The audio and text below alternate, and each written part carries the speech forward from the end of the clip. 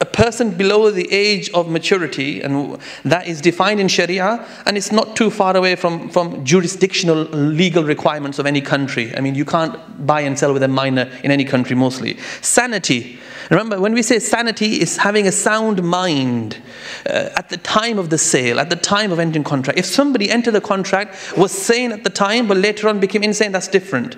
Hukum will be at the time of the execution of the contract, the signing of the contract, excuse me. The wording of the contract, the language, it could be spoken, an oral contract, or it could be a written contract.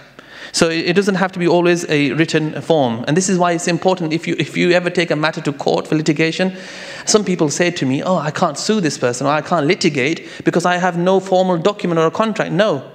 You know, as long as you can substantiate and prove and evidence that there was an agreement of kind from a oral agreement, and there's witnesses to that, that again will be seen as a contract.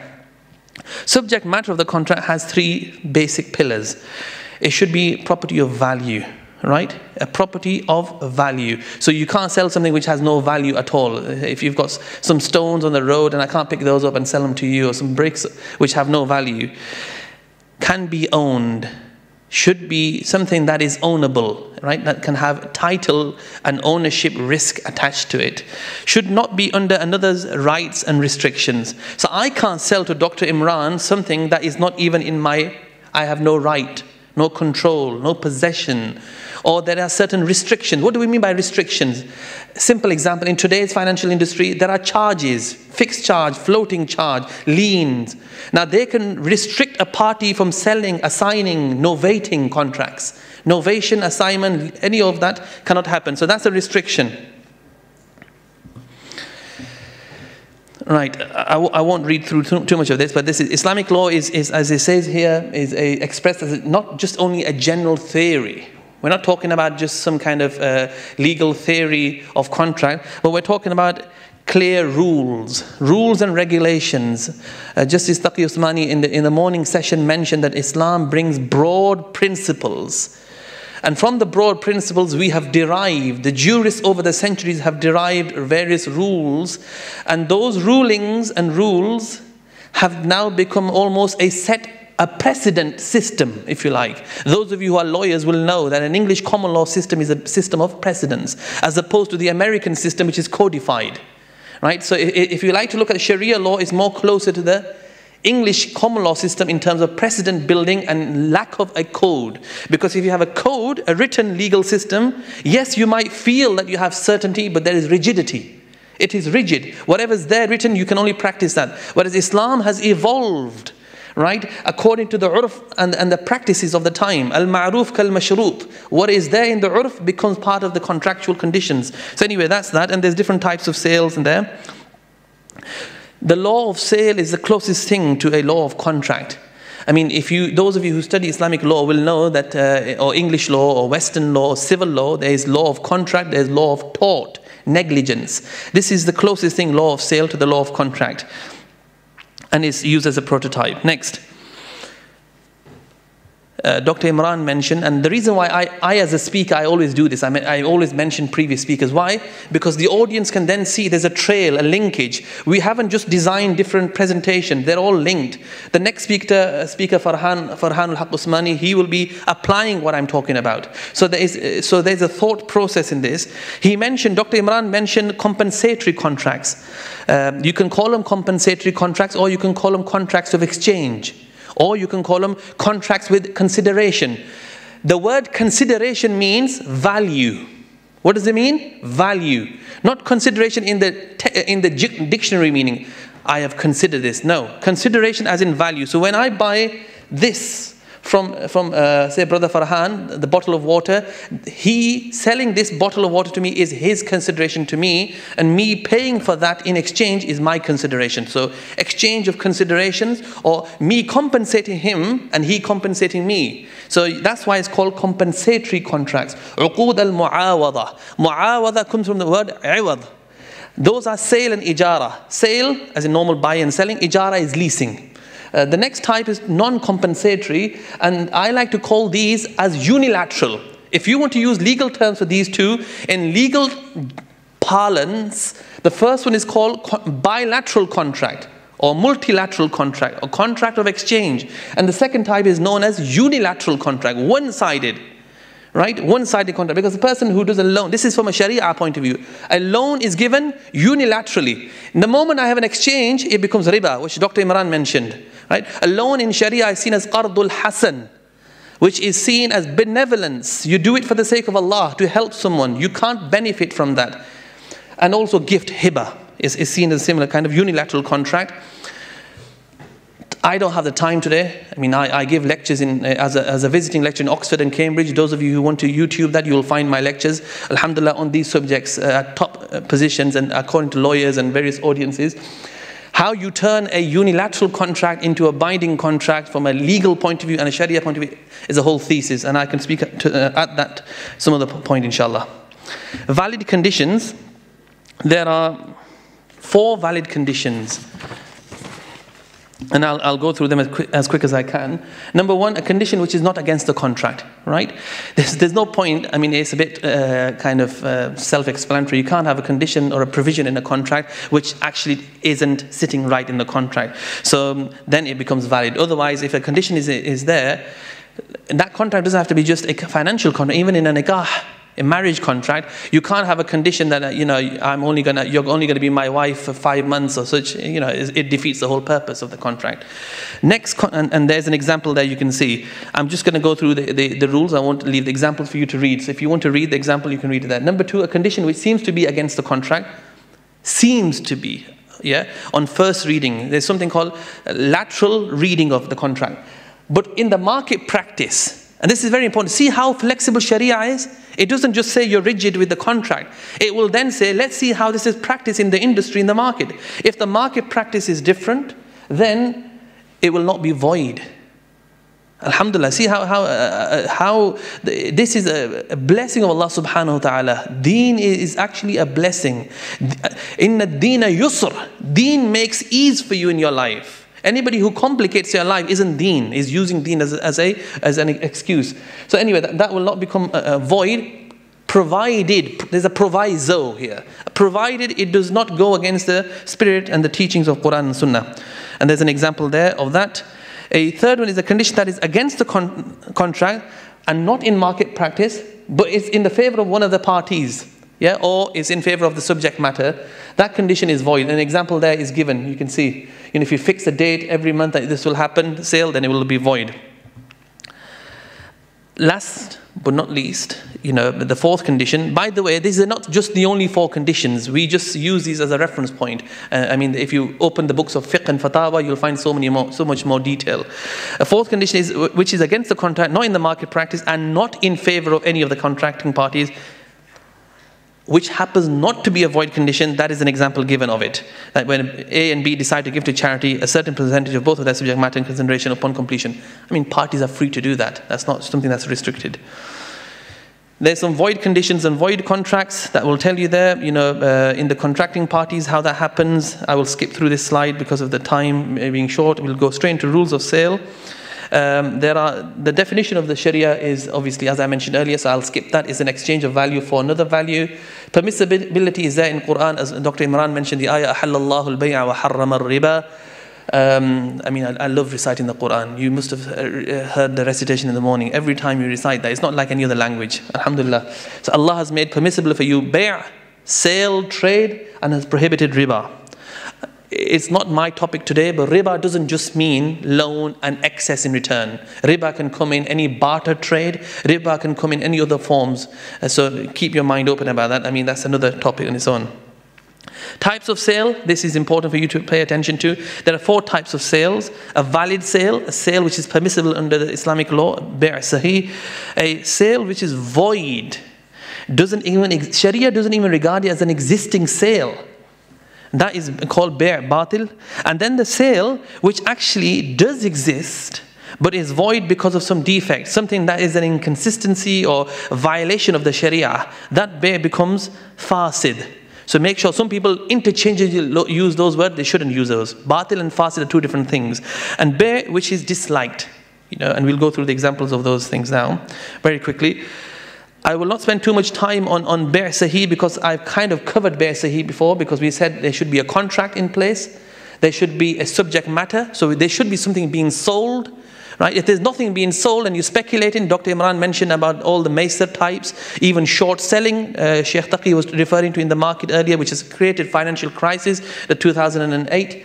Then you got Thaman, which is means price. Make sure that if you're going to read the Arabic, you read it as TH and not S, because Thaman means fat and Thaman means price. So I remember one sister was called Thamina and somebody called her Samina, you know, so you've got to make sure you pronounce the right word, yeah? You don't want to be especially offending a sister.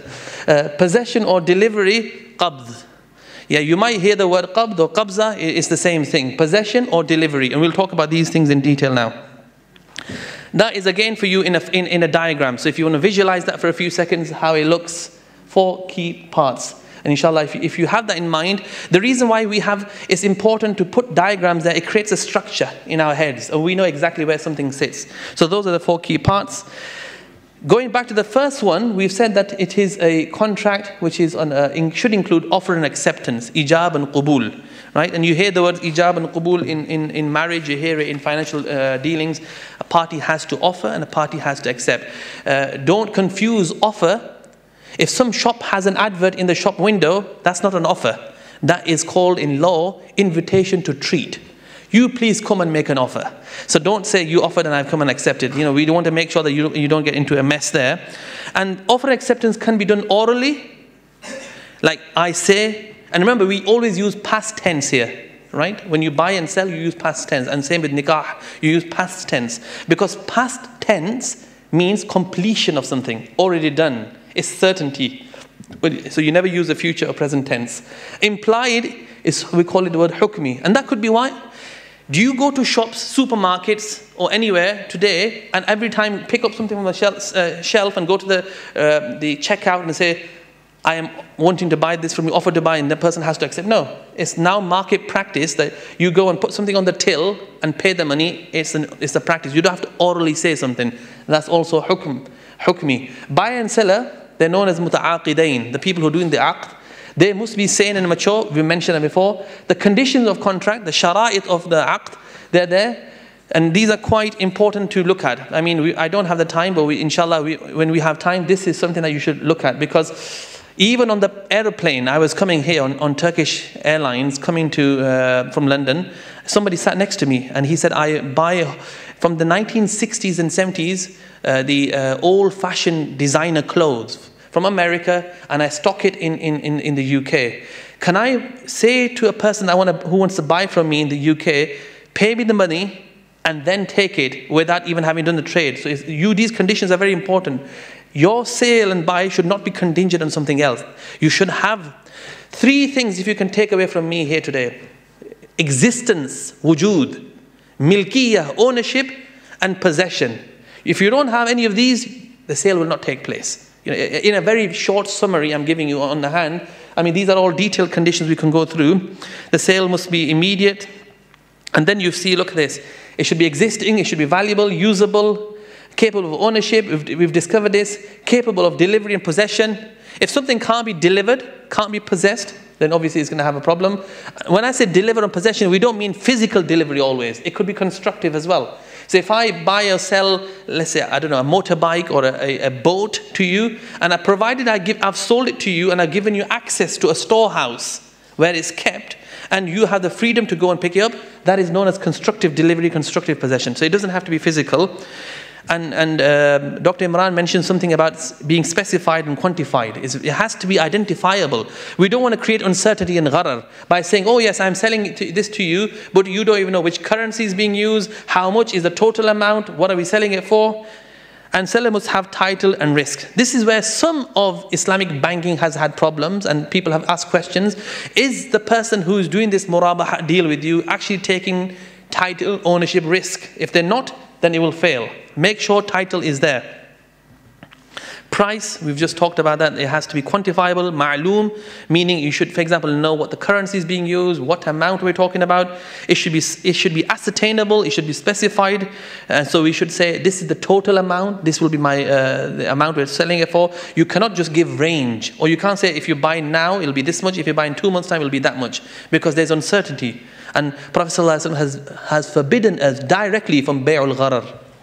Delivery, I've talked about the haqiqi and hukmi. It can be delivered in hand, where you can actually take physical possession of something, or it could be constructive, where you have access. These are the basic rules, 10 rules. And if you can leave the example for now, because you'll have the slides, I'll just go through the rules. Subject matter must exist, we've mentioned that. Must be ownership. So I think we've covered these in headline. I'm not going to go through details. Again, physical constructive ownership. It must be instant and absolute. Instant means right now. I can't sell to you something and I say, well, I'll sell it to you now, you pay me and it'll happen a month down the line. There are exceptions of salam and istisna. We're not talking about that, we're talking about other examples. You can see an example there. A says to B, on 1st of January, I'll sell my car to you on 1st of February. It can't happen. You have to wait for 1st of February and then make the sale. Rule, next one, again, we've said it should be mal mutaqawwam, it should be a valuable property. 6 is that it should be not used for a haram purpose. So we can't buy and sell pork and wine. Right? You can't deal with buying and selling pork or wine because it's not there. 7 is that it should be specifically known and identifiable. So I can't say to you that I am selling, for example, a room in a I don't know, shopping mall or some flats or apartments, a room. How do you know? Because each room, it's not about just the price differences. Actually, it can create confusion. I can claim that it will be this room, which is more favorable to me. So therefore, it's better to avoid that uncertainty at the outset. 8 is we're talking about the delivery. The delivery itself should be not based on any contingency or chance. I shouldn't say to you, and the Turkish brothers will know this, that I'm only going to sell this to you if Besiktas win next match. If Besiktas lose, then you're not having it. That's based on a contingency or a chance. We can't really say that, even though Besiktas won the other day 2-0. But you know, I have no favoritism, by the way, whether it's Fenerbahce, Besiktas, or Galatasaray, or anybody else. Borsa, whatever. I'm a Manchester United fan of some kind, because obviously based in the UK. But you know, so you can't base yours on a contingency or a chance. Rule 9, certainty of price. It's important that the price is certain. In order to make a valid sale, these rules are important. If you don't put a price down, this is why even in our contracts of partnership, that musharaka, mudaraba, I can't say to you, if I'm your partner in a business transaction, that I am for definite going to get this amount. No, I can say I'm entitled to a ratio or a percentage. But you can't say, you know, because that defeats the whole purpose of that. Rule 9 is that the sale must be unconditional. So you can't put invalid conditions in there. Something called a promise. Remember at the beginning I talked about unilateral contracts and bilateral contracts? Promise is also a unilateral contract. I shouldn't call it unilateral, but it's a unilateral undertaking, a unilateral offering.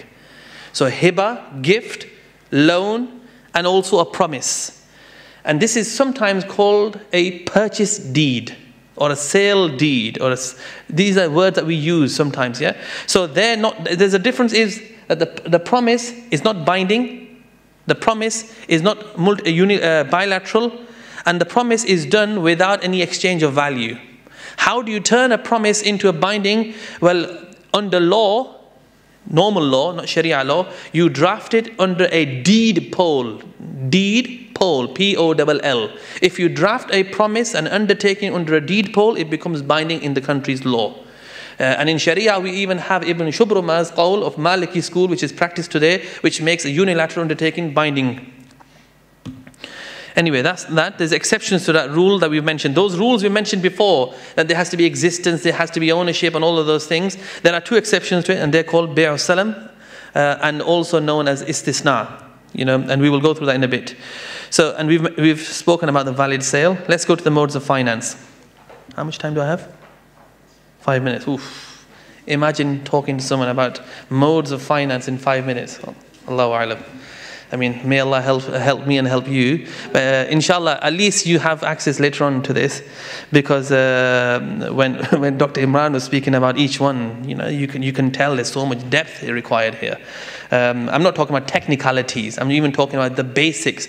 Just to give you a basic knowledge of these topics, it will require time.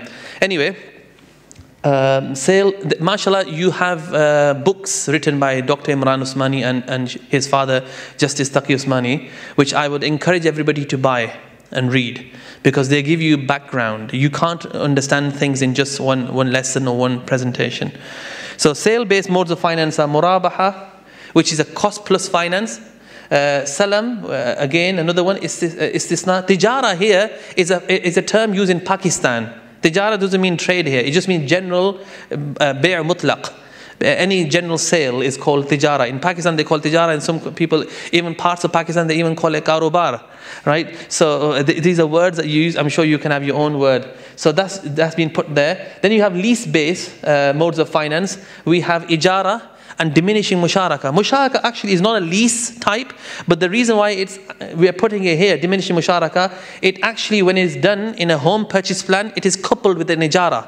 Because it is coupled with an ijara, we put it here. Then you have some participatory, and I'm sure you guys like this word, because here Islamic finance is known as participatory, and mashallah, it has good meaning, by the way, participating together.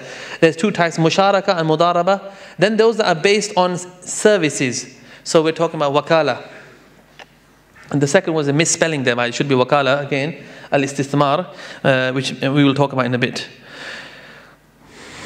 Oh. Okay, anyway, that's murabaha, that's salam.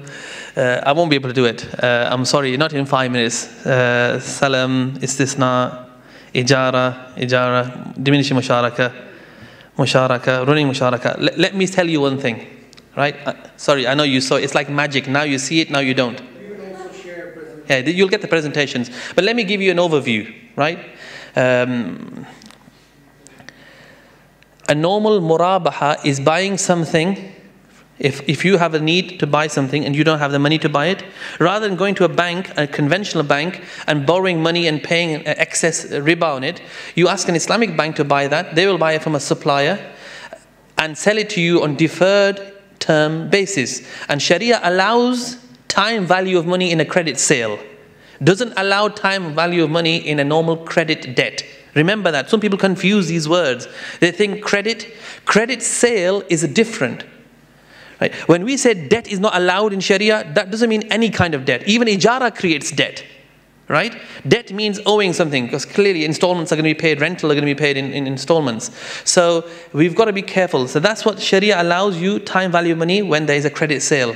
And then you have the two types of mudaraba and musharaka. Mudaraba and musharaka, very simply put in dummies words. In English we say dummies words, babies words, is basically two parties come into a transaction. If we both have money, we call it a musharaka, right? If one has money, one has brains or expertise, I'm a dentist, or I'm a fund manager, or I have some other expertise, then I will put my expertise, my entrepreneurship, my skill, my time, and you will put your money in. And just remember the golden rule in this, that the profit, the return is based on mutual agreement, and the loss follows whatever you contributed. Whatever you contributed, you will lose that amount. And the whole of this is all about risk and return sharing, making people, the industry, more responsible. Otherwise, you've got bankers today, and this is why we had the subprime mortgage. Sheikh Taqi Uthmani in the morning session mentioned about the financial crisis. The real crux of that, in my opinion, was the leverage created in the industry, heavy leverage. The banks were going out there, they were motivated just to originate and distribute. They were getting whole loan books of millions and just selling it on, securitization, without even checking credit worthiness of people. And this is a huge problem. And this is why we have risk return sharing. I can't come and risk my capital if I get the return from you without risking my capital. If banks do that, they're going to be more equity based. And I hope and we pray, inshallah, Allah subhanahu wa ta'ala accepts our efforts and gives us the opportunity, inshallah, to help towards the cause of Turkey. And as Dr. Imran Usmani mentioned earlier, that this country has the opportunity to become a hub for Islamic finance. And you have Turkic countries in Central Asia who speak Turkish. So Istanbul can at least become a regional hub for the Central Asia. It has the GDP, it has leadership, it has political will. It just needs the enabling legal and infrastructure environment, some institutions, and inshallah some capacity building. We are ready and happy to help. May Allah subhanahu wa ta'ala accept our efforts. Wa akhiru da'wana and alhamdulillahi rabbil alameen. Jazakumullah.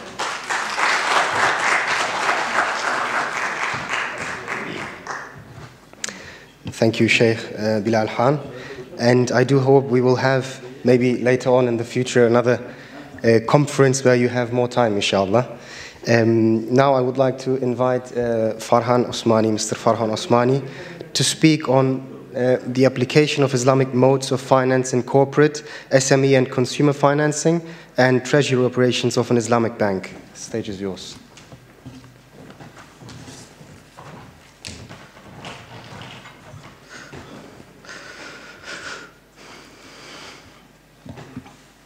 بسم الله الرحمن الرحيم نحمده ونصلي على رسوله الكريم ما بعد السلام عليكم ورحمة الله وبركاته.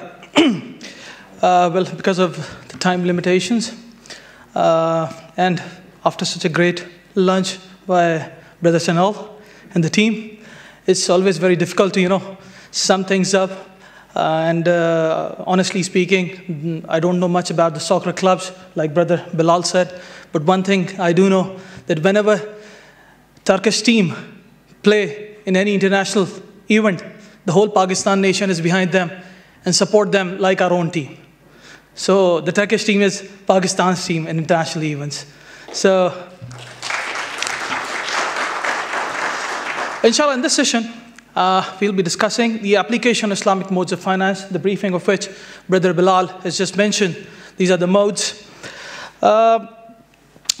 In order to understand the working of any Islamic financial institution, firstly, we need to understand how it works, how it differentiates from any conventional institution. The basic model of any conventional institution is they're based on only two products. In whatever name, they sell it. On one side, that is on the liability side, they accept funds as borrowings. Borrowings on the basis of interest. And the objective is to take the borrowing at the least possible rate of interest. On the other hand, they lend money. And the objective is to lend that money with the maximum rate of interest. And the difference between the borrowing rate and the lending rate is called spread, banking spread. That's how any conventional financial institution works, no matter what whatever the name they gave to the financing product. Corporate finance, consumer finance, bridge finance, secured, unsecured, personal finance. The underlying product is the same. That is lending on interest, and on the other hand, borrowing on interest. Unlike that, Islamic financial institution works on participatory mode, whereby the deposit function works on equity participation, whereby the depositors become the partners in deposit, whereby they become the real investors with the Islamic financial institution. Now, Islamic financial institution makes investments in a Sharia-compliant manner. What are those investments? These investments are being made by the use of these modes of Islamic finance, which are classified and have been discussed many times since morning. That is three main areas. First one is trading mode, whereby Islamic financial institutions utilize those investments made by the depositors for trading purpose, and they earn profit while using trading. And trading modes include Murabaha, Salam, Istasna. These are the modes being used as a trading mode. On the other hand, they use rental income. For that purpose, they take the depositors' money, the investors' money, the equity participants' money, purchase any asset, and give it on rent, on lease, on ijara. And they earn the rental as an income and distribute this income among themselves and the depositors. The third option is to make equity participation investments, like the modes called Musharaka, Mudaraba. So these are the three main areas of investments. The fourth one is obviously providing services, as mentioned by Honorable Dr. Imran Usmani. They provide certain advisory services, wakala services, and other assistance services, and they charge for those services. So the first of those modes includes Murabaha. What is Murabaha? As mentioned, Murabaha is a sale. And this sale transaction differentiates from other sale in that manner. In this kind of sale, the seller discloses the cost and the profit in it to the buyer. That's the differentiating factor. They disclose that if I'm selling this thing, let's say for $10, the cost price of these bottled water is $8 and $2 I've added on is my profit. And that makes this transaction murabaha. Irrespective whether the pricing is being paid on a spot or on deferred payment basis, but it will be called a murabaha transaction. So that's what murabaha is. The payment of the murabaha can be made in a spot, in installments, or lump sum after a certain period of time. Usually in banking, this product is being used for working capital financing by the manufacturing concerns, whereby they want money, they need capital to purchase raw material, transform it into a finished product, sell it in the market on usually credit basis. Once they receive the price, they pay it to the raw material provider or vendor.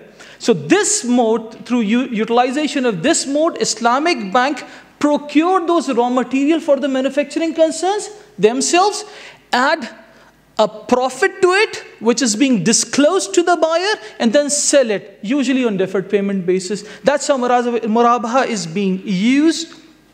Again, the step-by-step murabaha is the client signs.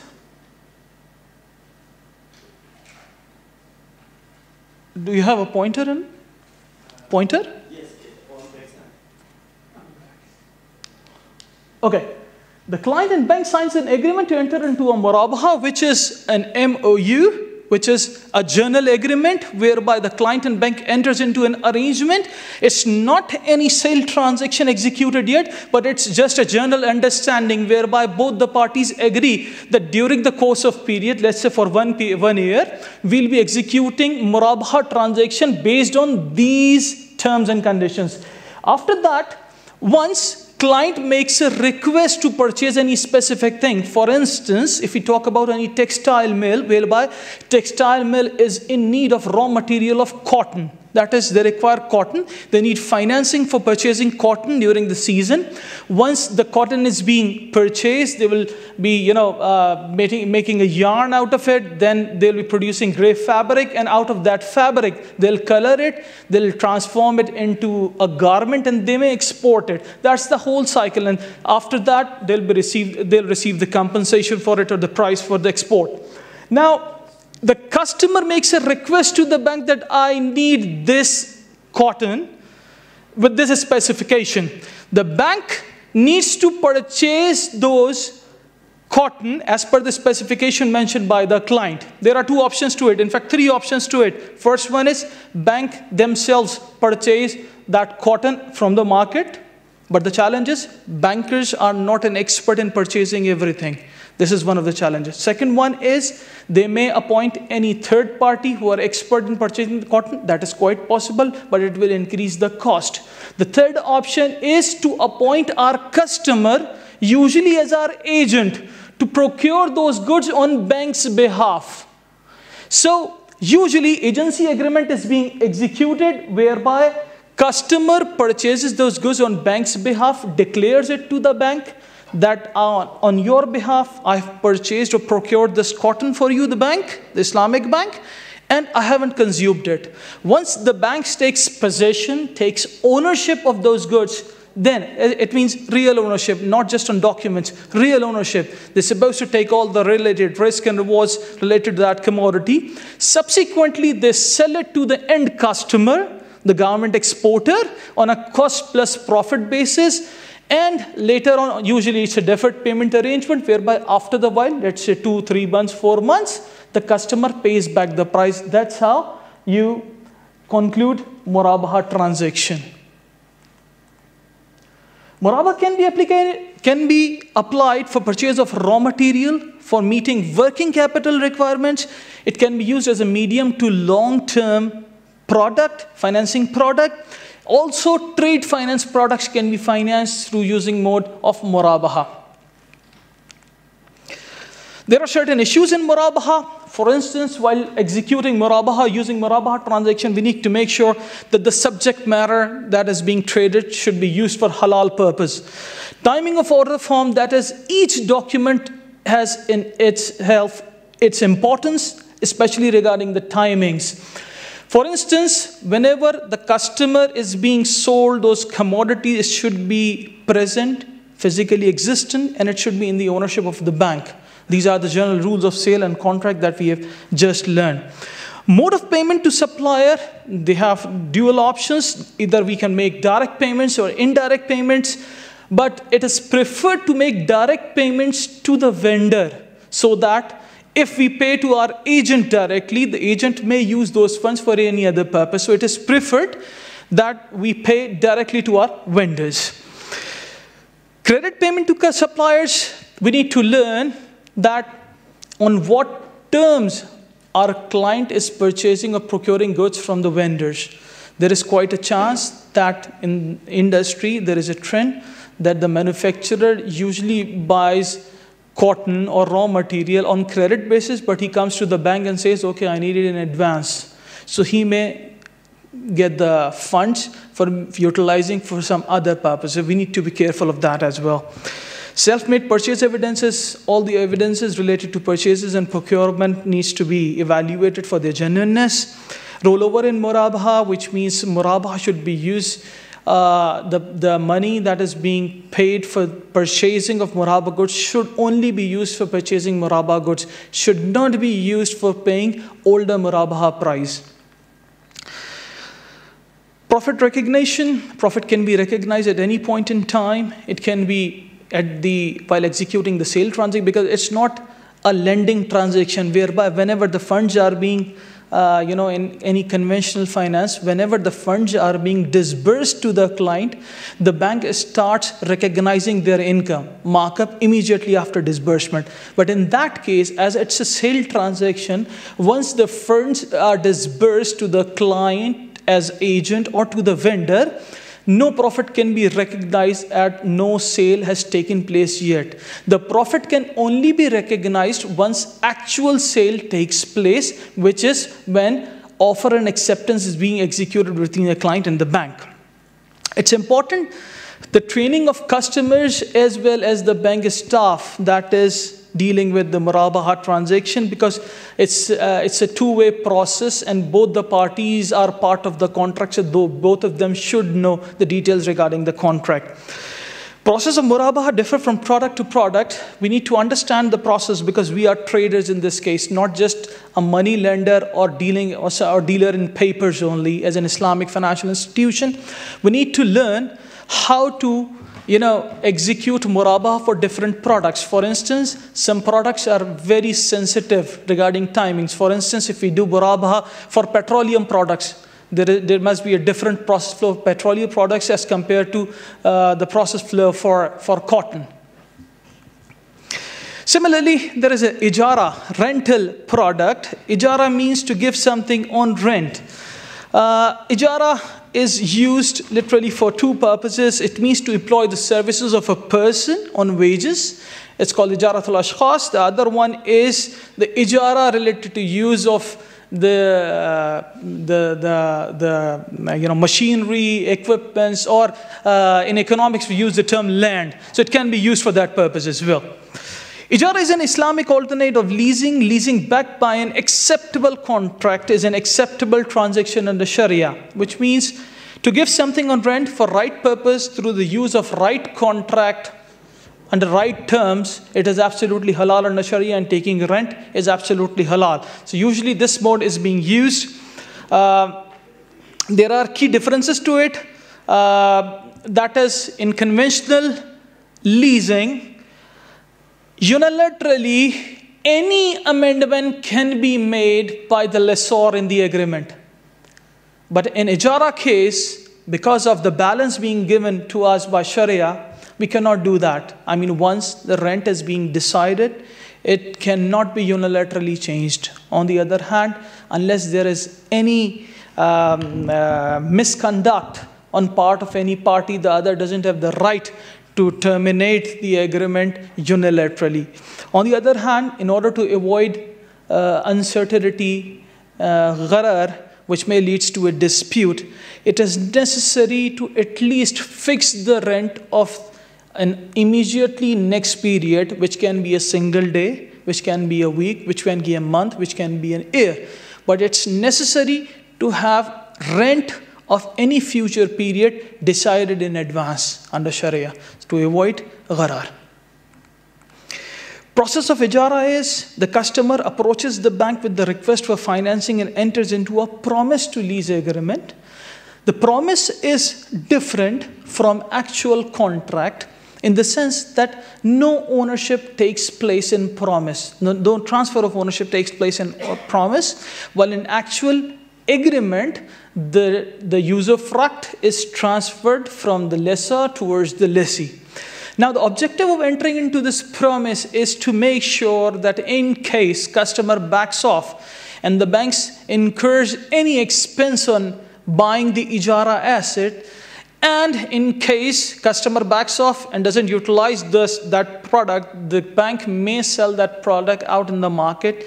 There is a usul, there is a rule mentioned in AOF Sharia standards that in case of non-fulfillment of promise of any party in the contract, the other party has the right to claim any actual loss incurred due to non-performance, non-fulfillment of the promise by the other party. So in that case, it's a protection, it's a risk management for bank to make sure that lessee makes a promise to get that asset leased to it.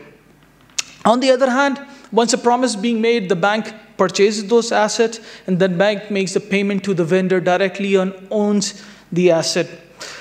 Once the bank owns the asset, it gives it to the customer while executing a lease agreement, ijara agreement, and once the goods are being transferred to the customer in a usable form, the rentals may start and the customer will start utilizing the commodity for its own purpose in a Sharia compliant manner. At the end of the period, let's say for 1 year, 3 years, 5 years, 7 years, whatever the period of the lease is, there are few ways to sell the transaction. First option is the bank may keep the asset after 3-5 years because it's owned by the bank.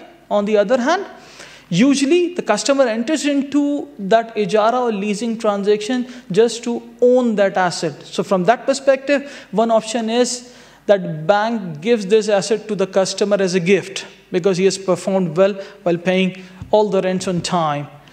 Second option is to sell that asset at a price that is agreed upon between both the parties, that is bank and the customer. The third option is to sell it on the market price. So bank has got multiple options to sell those products to customer. I've already discussed these rules during my discussion. Now, the third product is diminishing musharaka. Diminishing musharaka is a hybrid mode. Hybrid mode means multiple modes of finance are being used in this kind of transaction. Diminishing musharaka works in a manner whereby initially bank and the customer jointly owns an asset on the basis of shirkatul milk usually. That is the bank and customer, they jointly own an asset. Part of it is being owned by the customer, majority of it is being owned by the bank because the customer needs financing. That's the reason why bank takes the majority share. Now this is musharaka, product number 1. Product number 2, customer has asked for this financing because customer wants to utilize that, use that asset. So the customer requests the bank to give its share of ownership to the customer on rent. This is ijara. Product number 2. For instance, let's say if there is an asset, customer pays, if it's, let's say, for $100,000, customer pays $10,000 as his part of contribution. The bank pays $90,000 for his part of contribution in the partnership. And they both own the property jointly with 90% and 10% partnership ratio. This is partnership. In the second phase, the customer asks the bank to give its 90% share of product to customer on rent basis, which means one partner asks to other partner to give its share on rent. This is ijara. The third part is actual sale purchase. Customer periodically, besides making payment to the bank for the use of its owned part of the asset, customer periodically purchases the ownership assets of the bank periodically, so that the musharaka percentage keeps on changing, whereby the bank's share of ownership in the asset reduces, while the customer's share in the product or in the asset increases. And because it's from bank's perspective, it is diminishing musharaka. That's why it's called musharaka mutanaqisa or diminishing musharaka. That's how we have explained it. It's a shirka whereby they both owned it.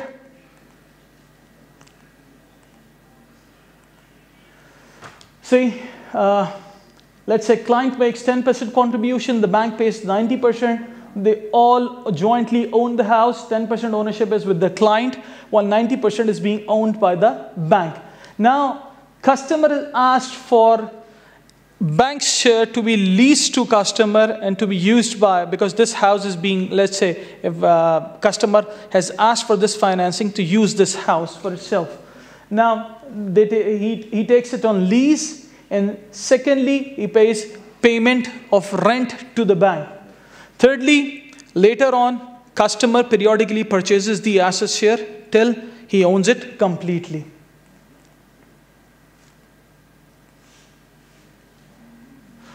Diminishing musharaka can be used for housing finance purpose. We have a success story. This model is being used not just in Pakistan, but in many other countries, especially for providing housing finance to customers. Even various Sharia-compliant housing financing institutions uses this product. Besides housing finance, it can be used for financing machineries, equipments, big projects. Now, besides those products, we'll come to the treasury and investment management area, which is more relevant to our brothers working for Borsa. Treasury operations of a conventional bank primarily involves following operations. Usually, what they do is they make short-term acceptances, which is called call borrowing. Placement, investment of excess liquidity. Once they have excess liquidity, they make placements in certain other areas. Purchase and sale of foreign currencies. Bill purchasing and discounting of receivables. That's usually conventional banks' treasuries do. In the following slides, we'll present alternatives that Islamic banks have to perform above mentioned key functions. Islamic liquidity management has two sides, matching the shortfalls and short-term liquidity needs. I mean, treasury management is all about making a balance between once you are short of cash or liquidity, you need to accept it. You need to have borrowings from somewhere. On the other hand, if you are in excess of liquidity, you need to make certain placements. It's about creating balance in treasury. What Islamic banks do, they have multiple products. For instance, banks manage liquidity through following channels. Borrowing acceptance. If they have shortfall, they go for deposits from customers. This is one area. They go for deposits with the higher net worth customers or even at the retail level. They go for interbank borrowing. They go to other financial institutions to ask for their support in providing the funds. And the third option is sale of sukuk. I mean, an institution can sell instruments like sukuk and they can get the liquidity from the market.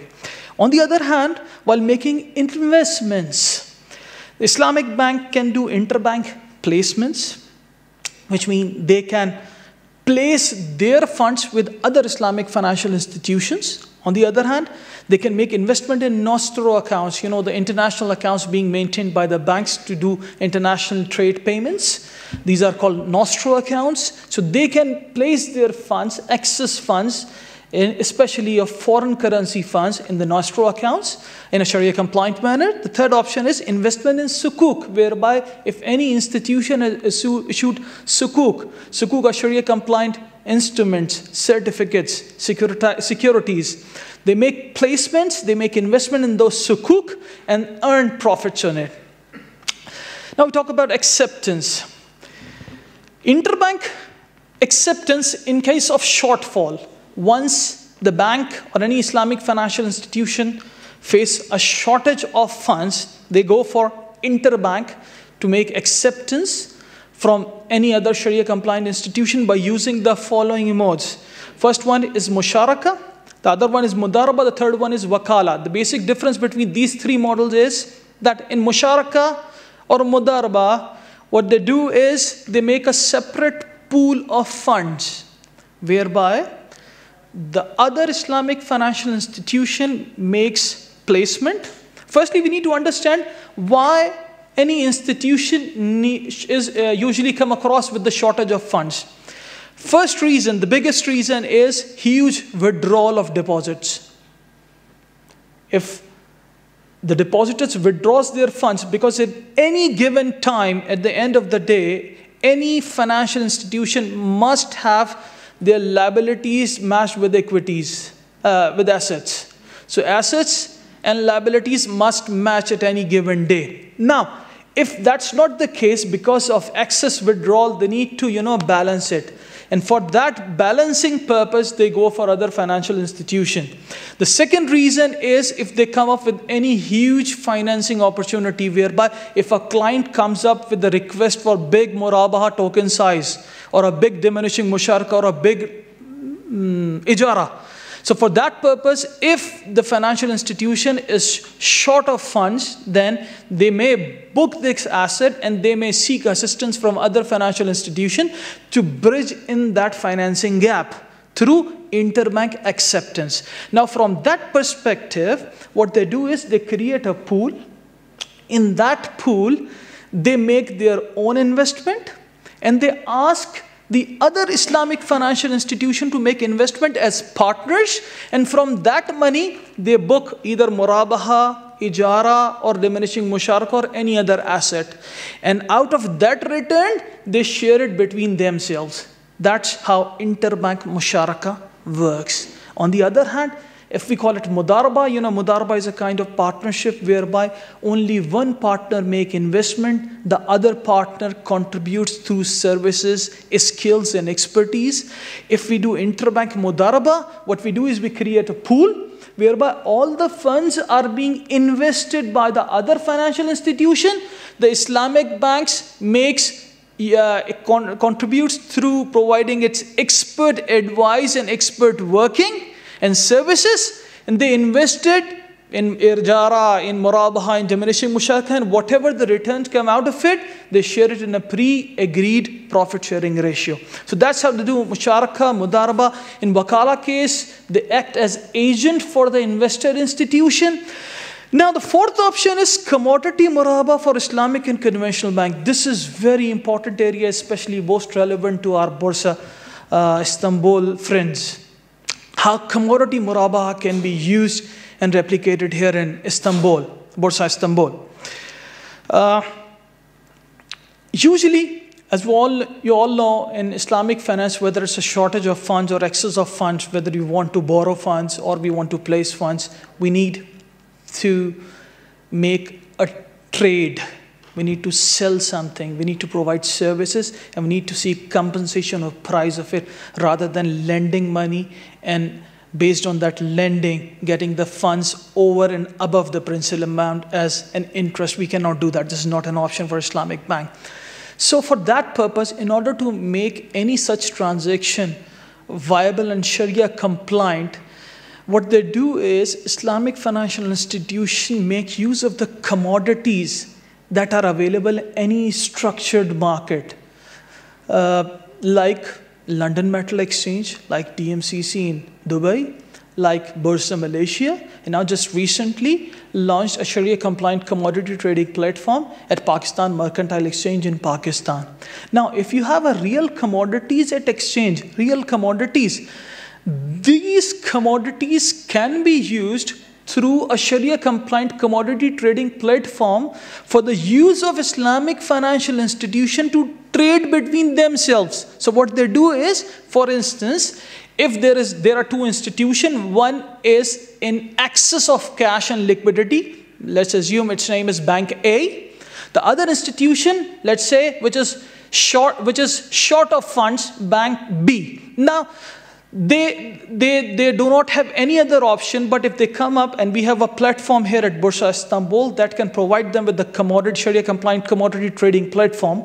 What Bank A can do is purchase real commodity from the platform of Borsa Istanbul by investing funds in it from the seller. Now they got the commodity. Now they sell this commodity to Bank B on the basis of murabaha, deferred payment murabaha, cost plus profit. Cost plus profit, they sell it to Bank B. Now Bank B owns this asset. They don't have to pay anything right now, but as it's a deferred payment sale, they need to pay back Bank A, let's say after 1 month. So for 1 month, they have got the commodity, but they don't need the commodity. What they do is they sell this commodity back in the market, not to Bank A, but to any third party to generate liquidity because they are in need of cash, right? First, Bank B needs to own asset, which they do. Bank A was in excess of liquidity and they need to make investment. They make investment by purchasing that asset, that commodity from the platform of exchange, and they sell it on cost plus profit basis to Bank B. Bank B is in need of liquidity, not commodity. Bank B comes again in the market and sell that commodity in the market at market price and generate liquidity. They may use this liquidity for their own purpose by selling those commodities in Sharia compliant manner. For that purpose, you need to have a Sharia compliant commodity. You need to have the trading terms made in a Sharia compliant manner. You need to have contract and arrangements with the financial institutions to make these sale purchase easy for them in a Sharia compliant manner. And by providing this platform, what they can do is they can not only invite and provide a platform and product for their own market players to, make an interbank market, but for the international banks as well. Because unfortunately, in the international market, there are certain serious Sharia issues at the existing commodity exchanges, platforms for commodity muraba available to banks. It's a great opportunity for Borsa Istanbul to launch it, to have it and become a hub for providing these services. If you have a real commodity in place, you have exchange, people can invest in this. So this is another area whereby Sharia compliant commodity trading platform can be used for making placements in a Sharia compliant manner. Okay, I've been informed that I just have 5 more minutes. So as far as placements are concerned, these are the areas. We place funds in a Sharia compliant manner with other financial institutions by using the mode of musharaka, mudarba, wakala, and again commodity murabaha. We can also use the mode of bay module of sukuk. We can also use the mode of secured musharaka. It's a mode whereby if any conventional institution has got a Sharia compliant instrument in its portfolio, Islamic Bank asks them to have that in a separate pool. They take it as a security later on and they invest in that security pool and they earn out of it. So that's secured musharaka, which means that if they invest in any conventional institution, it needs to be made sure that those funds are invested in a Sharia compliant manner and the returns generating from it are Sharia compliant. And again, this commodity muraba trading platform can be used for making placements in a conventional institution. So from that perspective, money can move and flow from conventional to Islamic and from Islamic to conventional as well.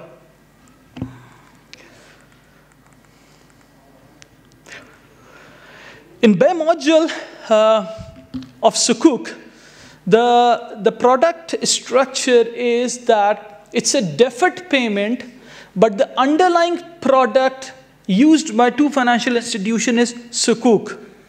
For instance, in the commodity murabaha product, the commodity is being used by 2 financial institutions for placing funds and for accepting funds. But in sukuk, by module of sukuk product, they use sukuk as a commodity. And for that purpose, let's say Bank A, which has excess liquidity, It purchases sukuk from the market and sell those sukuk to Bank B, which is in need of cash.